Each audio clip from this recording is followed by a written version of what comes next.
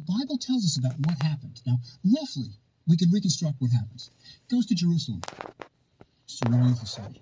He's going to take it. He's got his military. Right? Palestine is in disarray. And he's bought off. They give him the treasures of Jerusalem. And listen to what the Bible says. This is Kings 1, right? First Kings. It says, in the 5th year of Rehoboam, Shishak, the king of Egypt, marched on Jerusalem. He took all the treasures from the temple of Yahweh and the treasures from the royal palace. He took everything, including all the golden shields that Solomon had made. In place of them, King Rehoboam had bronze shields made, entrusting them to the care of the officers of the guard, who guarded the king's palace gate. So, really, it doesn't say that he destroys the city or anything. He's given all this gold. Right? He's given the gold. Interesting footnote, by the way. What does this have to do with Indiana Jones? Right? Well, one of the things that Shishak isn't given, at least doesn't say it in the Bible, is the Ark of the Covenant. Hello, hello, hello, hello. Well, it's time to go down that rabbit hole again. So I remember as a child hearing about Meshach, Indigo, and I think it was a third one. And I'm reminded of that as I begin this chapter of the audiobook.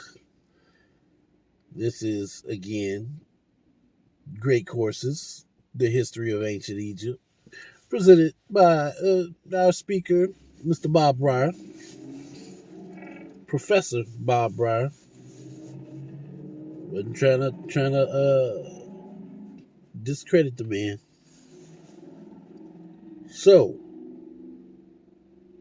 we have a looting in progress, a payoff, actually. This man has come to bring war. And the town is like, look, if you leave us alone, we'll give you this, that, and the third. But the professor says the one thing they didn't give up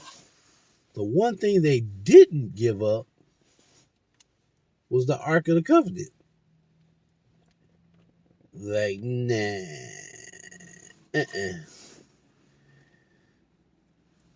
I give you everything but the kitchen sink. Family heirloom and such. So, shall we begin? That held the Ten Commandments, right? That's not mentioned, right? It's called an ark, by the way, because ark means box. That's why you get, like Noah's Ark. It's really a big box that floated on the water, basically. And the Ark of the Covenant isn't mentioned. That's why Indiana Jones goes looking for the Ark of the Covenant at Tanis in the Delta in Egypt, right? Thinking maybe Shishak brought it back, right? But anyway, he's at least given the gold shields. Now, what does he do? Does he take his booty and run home? No, he's on a roll. Marches north, right? Goes to Megiddo. Now, if you'll remember, maybe 10 lectures back, Megiddo was where Tutmosis III marched all the way north, and he had that sort of defining moment where he could take 3 paths. He could either go through 2 wide opening places, or through the narrow valley, horse behind horse, man behind man, and he chose the dangerous narrow one to surprise the enemy. Shishak would have known that. He would have known that Tutmosis III did that. It's written right on the walls of Karnak Temple, and those walls were up there for Shishak to read. It may have been hundreds of years ago, but Shishak knew. So he marches north to Megiddo, and he does just what Tutmosis III does. He erects a stela saying, I was here, this is my land. Right? So Shishak is really quite a military presence, and he has united Egypt. He's got his sons everywhere. Egypt is under one king. It's on a roll. Now, what else does he do besides beat up people? He builds, and he builds on a grand scale. He erects the largest pylon gateway at Karnak Temple. It's right near the river. And if you think about how Karnak sort of just growed like Topsy, one pharaoh builds a temple, And then the next pharaoh wants to add to it and add to it. So it really grows from the inside out. So this is the latest addition to Karnak Temple. It's right on the river practically. And it's a big pylon. But what's most interesting about it is when you go in, it's where the tourists go into the entrance to Karnak Temple. When you go in, you can still see how it was built. It's unfinished, never finished. And as you go into the temple, look on the inside wall, and you will see the remains of a mud brick ramp still in place that the workmen used to get to the top where they were carving the top. So remember, with the pyramid, there's a little bit of a debate about how the pyramids were built, whether it was a long ramp or whether it was a kind of corkscrewing switchback road like around a mountain. At least for pylons, we know they had ramps. It's still there. And it's there mainly because it hardly ever rains in Thebes, so it's still there. But he does other things. He also built a gateway, separate gateway. It's called the Bubastite Portal, because they ruled from Bubastis, so they called the Bubastite dynasty sometimes. And on it, he's got lists of all these cities that he took in the Palestinian campaign, 156 of them. You got little fortresses. He draws a little fortress on the wall. You can see the little crenellations, the little bumps around the walls where the archers stood behind. And inside is the name of the city that he took, 156 of them. And one of them has an interesting inscription, really interesting. It says, if you read the hieroglyphs and you sort of say it out loud, it's Yudea Melech. Who? Melech means king, as in even in Arabic, it's Maluk, Hebrew, same thing. King of Judea, right? It's the king of Judah, the kingdom of Judah, showing him captive too. So he's bragging about his exploits, and he's doing just fine. Now, he was buried at Tanis, but his tomb was robbed, so very little has been found. His son takes over as the next king, Osirkan I. One of his inscriptions claims, and I emphasize claims, that he gave 487,000 pounds of silver to the temples. Now, that's a lot of silver. A lot of silver. Either he's exaggerating, which is certainly possible, or they've hit the mother lode and the price of silver has dropped. But it is interesting that as he's talking about giving all the silver to the temples, his family is being buried in solid silver coffins. Oh, wow. Now, he is, again, going to follow the family pattern of putting your sons in good positions, placing them in good positions. And he does that. Takes his son, and he makes him high priest of Amun in the south. Not only that, he makes him co-regent. But the son never really takes over. But when he was co-regent, think about what he had. In a sense, you've got a king of Upper Egypt and a king of Lower Egypt simultaneously. One's your son, you're not going to have any problems. So, it looks like Egypt is going to be stable. The son dies, though. This is a son named Sheshach II. He dies before he can become king on his own, right? And he is succeeded by a king about whom we know hardly anything, except his name was Takalot. And now I want to tell you about this fourth way I told you we had about knowing about these dynasties by Pierre Montet's excavation. It's one of the most amazing excavations in the history of archaeology, and nobody knows about it. You might be wondering why. Yes. Pierre Montet discovered it during World War II, and there was a war raging around him. Right? North Africa had a war going on, and he is excavating a royal tomb. Very difficult. Montet was an interesting archaeologist. Okay, all right. That's all fine and well. My problem with that is, why? Why is this like going over people's heads? You are literally digging up ancient black people.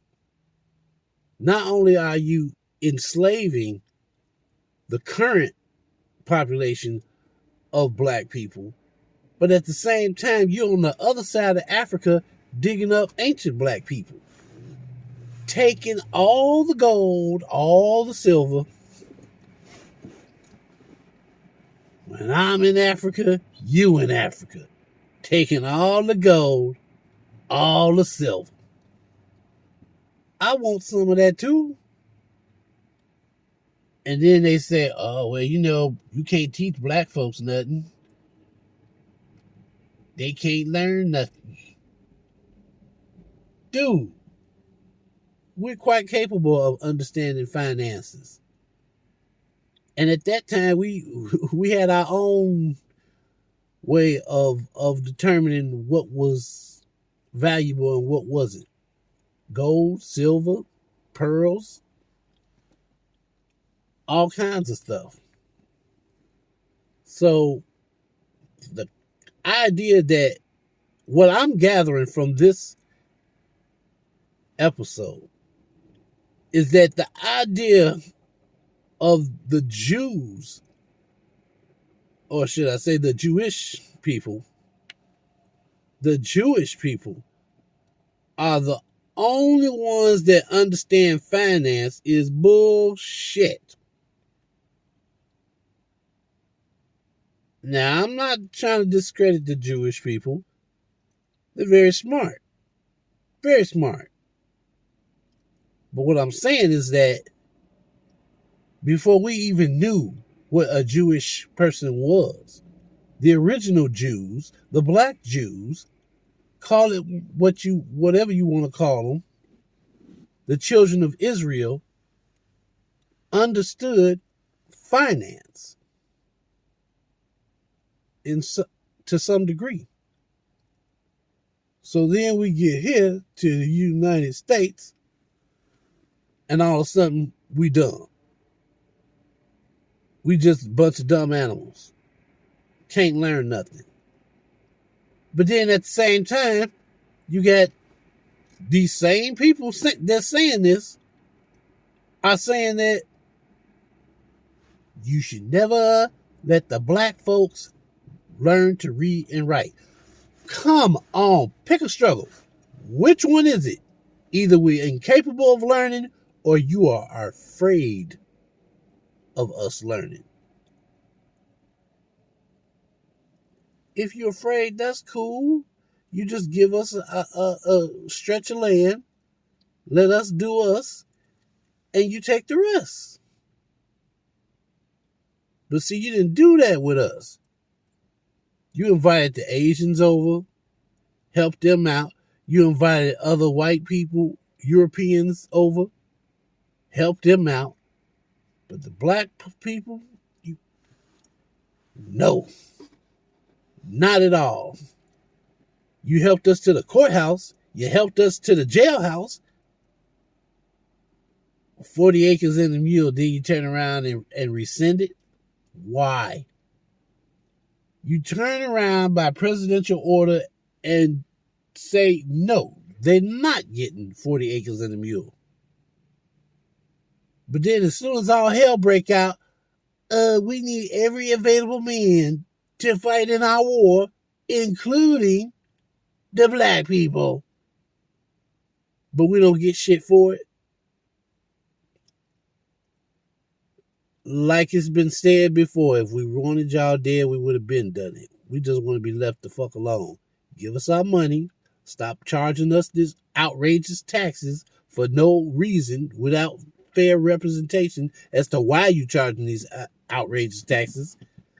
And the next time we build up our community, don't let your ignorant ass nephews, fathers, and brothers come burning shit down and then don't want to take responsibility for it. That shit ain't cool. You burnt down towns. You literally burnt people, killed people for no other reason of jealousy. But when it comes time to pay your debts, when it comes time for the government to pay its taxes to the black people, tax evasion. You owe us from then and now. Straight up, you just owe us. But like I said, my understanding of this episode, black people knew about finance. They had their own way of determining what was valuable and what the value was on certain things. We were never dumb. We were never idiots. Naive, a little stupid, but that's about as far as it goes. Let's continue. Archaeologist. He started his career in the 1920s in the Levant, in Lebanon, Syria, and he discovered many objects with the names of Egyptian kings. And he became interested in these foreign exchanges. How does an Egyptian object wind up in Byblos in Lebanon, And he became interested in this foreign exchange. So he decided to excavate in Egypt. Now, where is he going to pick? The Delta. Remember, the Hyksos had been there, right? You have the Libyans are there. So he goes to the Delta and he excavates at Tanis. Now, he excavated at Tanis because he wrongly believed that that was the biblical city of Ramses. Because it had all those big statues of Ramses. It was a reasonable guess. But if you remember from the last dynasty, they've been brought over. They've been hauled over by the new dynasty. So he was wrong about that. But his selection of a dig spot was perfect. 1939. He is excavating at Tanis at the Temple of Amun. And he decides to pick up the pavement stones of the temple itself. In other words, temples aren't just built on mud, you have paving stones. Picks up the paving stones and... Now, sorry, Professor Breyer, I got to cut you off for just a little bit. Now,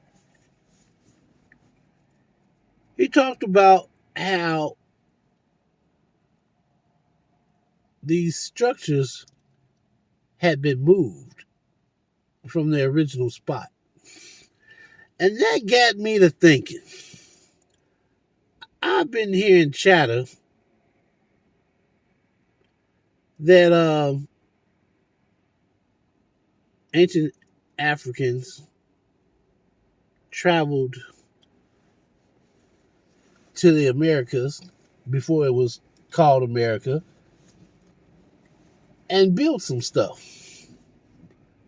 It's possible, but my question to the community, my question is, do you think it was a matter of them building here, or were these structures looted and brought here? See, the government allowed these excavators to go over to Africa, take whatever they wanted, to make America look good. They wanted to make America look better than the rest of the world. But then they turn around and divvy up Africa. Oh, that's nice. That's nice. They got any more? This is not Walmart. This is not supposed to be available to everybody. And the reason why I'm bringing this up is because it's a known fact that the obelisk, I'm going to keep riding this horse until it dies. The obelisk in Washington was not made in the United States. And from what I understand, there were a few obelisks. One was damaged on the ride over here. And on one side, I think they said it's some carvings, ancient carvings.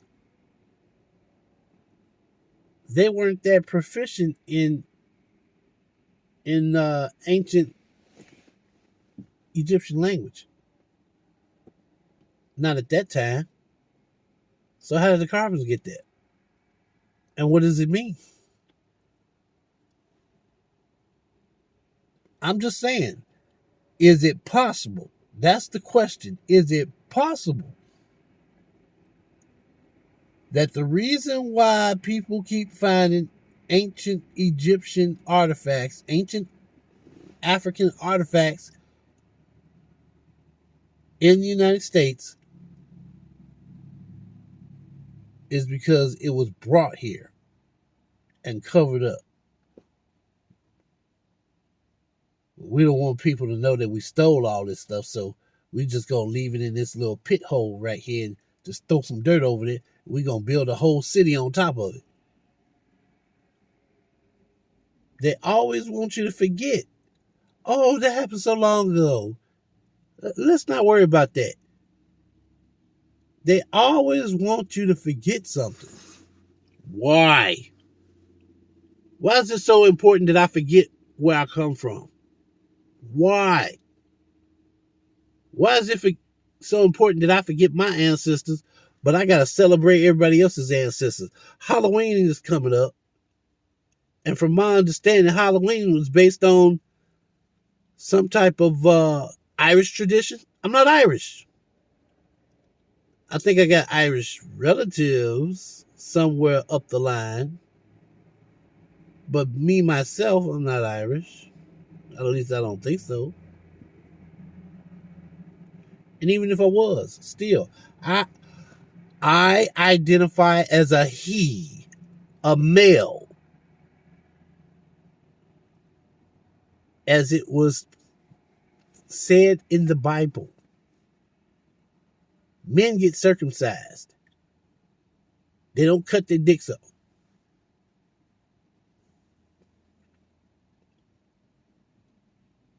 Nobody said, we got a lot of boys. Maybe we should just chop this one up and train them to be a girl. No. That's not what happened. That wasn't even a thought.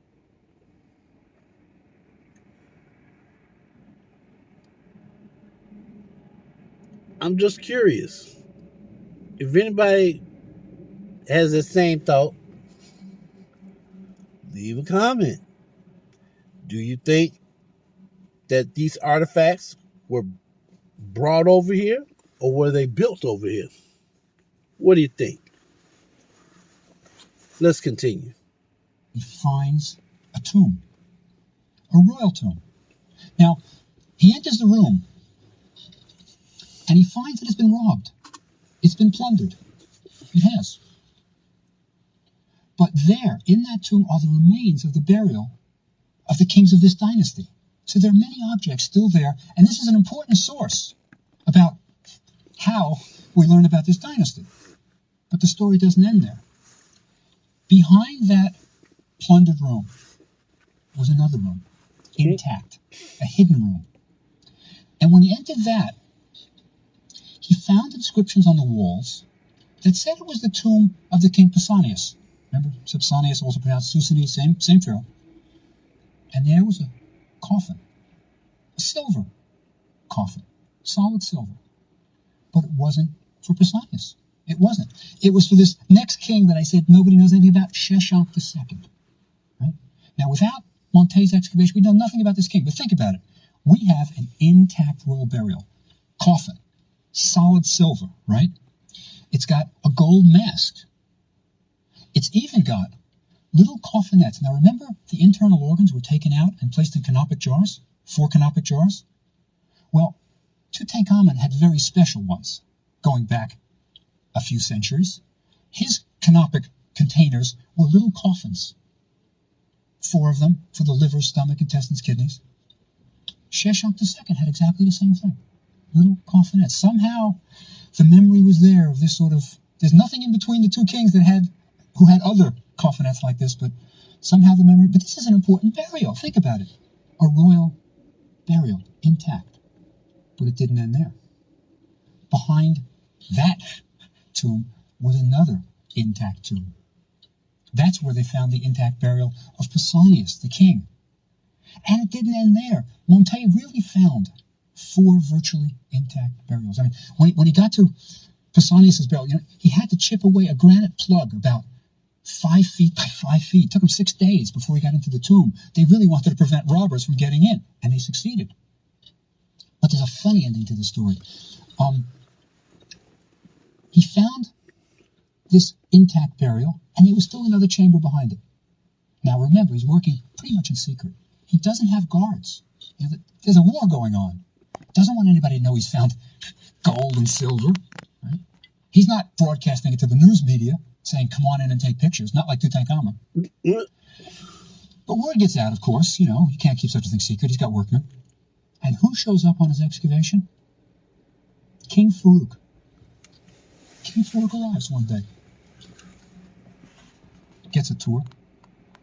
Explains that there's an intact tomb there, but I'm not ready for it because I've got to consolidate what I've got so far.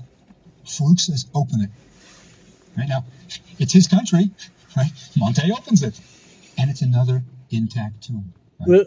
Of the son of Pausanias, Ameno, right? So he's got another intact tomb. And it didn't even end there. In 1946, he found still another intact tomb of a general, right? So Monte really supplies us with an awful lot of information about Dynasty 21, the previous one, and this one. It's a fantastic treasure that people just don't know about. Monte only published it in French. You can't get an English translation of his work. Oh, hell no. If you want to see it, go to the Egyptian Museum in Cairo. And on the second floor are these silver coffins, gold masks, wonderful treasures rivaling Tutankhamun's, but hardly anybody knows about it. It's an amazing discovery. But anyway, back to our dynasty, right? These are powerful kings with great treasures. Now, we have some more kings following. Takalot I follows him. Little is known about him. And then comes Osirkon II, okay? And what we're going to see here is a little bit of a family feud. His cousin, Harisi, is made high priest at Karnak. Again, keeping it in the family. But what does Harisi do? Declares himself king. So now you've got it again. You've got two kings, northern and southern. But anyway, Harisi dies. And what Osirkon does is he replaces Harisi with his own son. Right? So he's consolidating it pretty quickly. Now, at this time, though, there's going to be a threat to these Libyan kings. Right? Assyria is growing strong. Assyria, right? All the way to the north. And they're marching south. They're marching south. And believe it or not, I mean, given what we've had about history so far, something rather surprising happens. Egypt allies itself, right? Allies itself with Byblos and Israel and marches north and stops Assyria on the Orontes River, far away from the border of Egypt. They don't want these Assyrians coming close, right? So, at least for now, the Assyrians are moved out. Now, we have another king coming in, Takalot II, son of Osirkon II. And he maintains the stability. Things are stable, right? He builds. And what we have to understand at this point is, where is this stability coming from? It's coming from the wealth of Egypt. You see, even in times when Egypt is politically in distress, when there's feuding, there are certain constants. Now, what are the constants? The Nile is overflowing. Doesn't matter what your politics do, that Nile is going to overflow. And that Nile is going to enable your peasants, your farmers, to grow crops. More crops than you need. You're going to have a surplus of crops, because that's the great thing about Egypt. They can always grow more crops than they needed. That's how you can afford to feed thousands of priests for the temples of Amun. And that's how you can afford a standing army. So the peasants are going to be growing crops. And this surplus you can trade for things like silver, gold. So there's a kind of wealth of Egypt that's almost impossible to kill. It's not like, for example, when a neighborhood runs down, it's kind of gone, there's no value to it, it doesn't have anything positive about it, people aren't interested in it. When Egypt was in turmoil, people were always interested in it. It was still wealthy. Still wealthy. So during Takalot II's reign, there's a kind of stability of wealth. But during his reign, there's a civil war. It lasts for nearly 10 years. Back and forth, people want the wealth within the family, perhaps. So there's battling, real battling. There's one kind of rebellion where Takalot moves quickly, kills the leaders. Doesn't just kill them, though. That's not enough. Not enough. He burns their bodies. Oh, wow. Now, that's a statement. No chance of immortality. Right? Remember, they are resurrectionists. If you don't have your body, you're not going to get up and go again in the next world. So he burns their bodies. I mean, it's a kind of brutal display of, don't mess with me. Doesn't want the civil war to continue. Anyway, the civil war does continue. Right? There are problems at the end of this dynasty. And we even have a group of people popping up at another Delta city, Leontopolis, Lion City. Now, it's important to remember, this is in the Delta also. These people are ruling from Bubastis in the Delta, And now we don't have faraway kings claiming they're king. We have them almost next door neighbors in the Delta. And this is a dynasty that it's a competing 23rd dynasty. We call them 23rd. They're minor. They're nobodies. But they take names that you like Sheshonq, like Osakan. They're naming themselves after the great kings. So we have this kind of spurious dynasty, Dynasty 23, ruling in the Delta. They're not ruling much. They're just putting their names in cartouches, calling themselves kings. And this dynasty, the real dynasty, our dynasty, the dynasty of Bubastis, ends with Osakan IV. Right? It ends with him saying, I'm king of all Egypt. And it ends with a few of these minor kings of the other dynasty claiming that they're kings. So, in a sense, we began by unifying with the Libyans. But it ends with a little bit of divisiveness. They did great things for 200 years. Don't think this is a brief, passing fancy. They were kings for 200 years. But it ends again with a little bit of a division. But again, Egypt is going to be united once again. But this time, by people who are very closely tied to the Egyptians. The new united comes from a surprise place, Nubia. We'll talk about him next time. Huh. So,